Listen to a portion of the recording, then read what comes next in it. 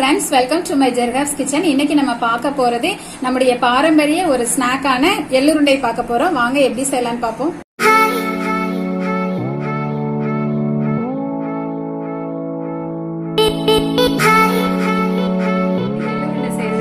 Stove on பண்ணிக்கிட்டோம். Pan heat பண்றோம். அதுக்கு வந்து நம்ம 1 கப் எள்ளும் அதே அளவுக்கு சம அளவுக்கு 1 கப் வெல்லமும் எடுத்திருக்கோம். இது ஒரு ஈஸியான ப்ராசஸ் தான். பேன் ஹீட் ஆயிடுச்சு. இப்போ நம்ம எள்ளை போட்டுக்கலாம். ஒரு செகண்ட் 2 செகண்ட் நீங்க வறுத்தீங்கன்னா போதும். அப்படி எள்ளு படபடன்னு வந்த உடனே பேன் ஹீட் ஆனோன்னு அந்த ஹீட்லயே கூட வறுத்தா போதும். இந்த அளவுக்கு வறுத்தோம்னா போதும். இப்போ நம்ம ஸ்டவ் ஆஃப் பண்ணிடலாம். இப்போ மிக்ஸி ஜார்ல நம்ம போட்டுட்டோம். இதை ஒரு 2 சுத்தி எடுத்துட்டு வந்துடுறேன்.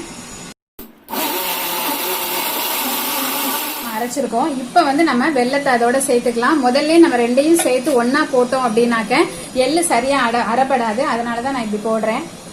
இப்ப நம்ம ஒரு பவுலுக்கு இதை மாத்திட்டோம். ஆனா கூட இங்க பாருங்க இந்த மாதிரி கட்டி கட்டியா இருக்குது இல்லையா? இது வந்து வெல்லம் ஒரு சைடா இருக்கும். நம்ம என்ன பண்ணோம் அப்படின்னா நல்ல கையை விட்டு எல்லா பக்கமும் வெல்லம் வந்து வர்ற மாதிரி பிசைஞ்சு விட்டுக்கணும்.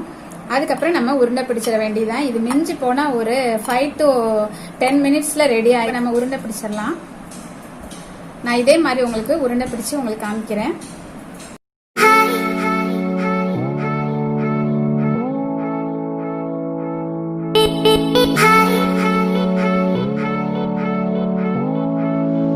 சூப்பரா எள்ளு உருண்டை ரெடி ஆயிடுச்சு. கண்டிப்பா இதை நீங்க வீட்டுல ட்ரை பண்ணி பாருங்க. ஈஸியான ஒரு ஸ்நாக்கு. பிள்ளைங்க வீட்டுல ஸ்கூலுக்கு வந்த உடனே நம்ம இதை செஞ்சு கொடுத்துடலாம்.